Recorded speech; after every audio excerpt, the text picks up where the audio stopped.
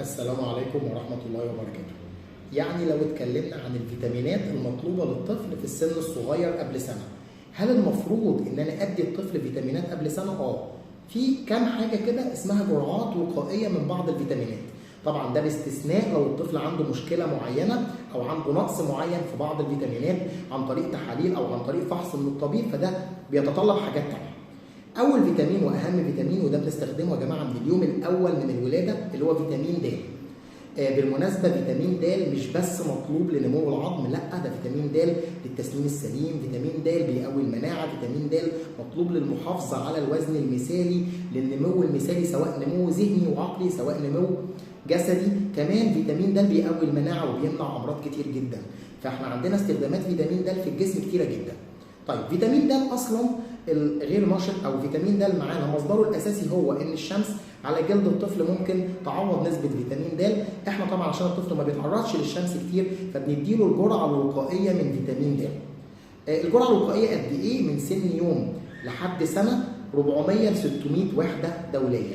يعني تقريبا لو فيتامين د في صوره حاجه زي الفي دروب حوالي 4 ل 6 نقط يوميا الصبح امتصاصه بيبقى احسن.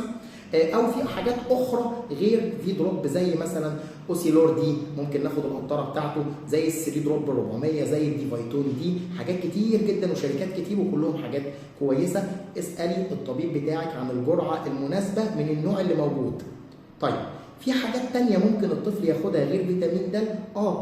الطفل بيحتاج حديد وقائي، يعني اختلفت الكلام عليها من الشهر الرابع او من بعد الشهر السادس طبعا حسب تعليمات الطبيب وحسب الطفل لو بيرضع طبيعي او صناعي. الطفل بيحتاج جرعه حديد وقائيه لمده من شهر ونص ل3 شهور في السنه.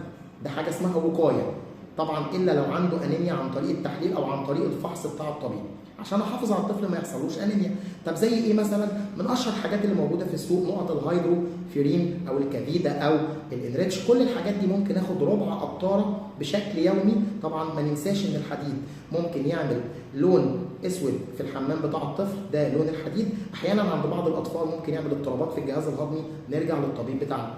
طب في فيتامينات اخرى مطلوبه في السن الصغير كوقايه. فيتامين ا، كبسولة فيتامين أ كنا عملنا عليها فيديو قبل كده، مهم جدا للرؤية بالذات الرؤية الليلية، ومهم جدا لنمو ونشاط بالنسبة للطفل والجلد والشعر وحاجات كتير قوي للطفل من فيتامين أ. كبسولة فيتامين أ اللي موجود في السوق حاجة اسمها ايفيتون. المفروض ان هو الطفل جرعته اول 6 شهور لحد سنة كبسولتين مع بعض، بفضيهم بفتحهم بسرنجة او بفضيهم في معلقة، بفضيهم في اي حاجة وبديهم للطفل.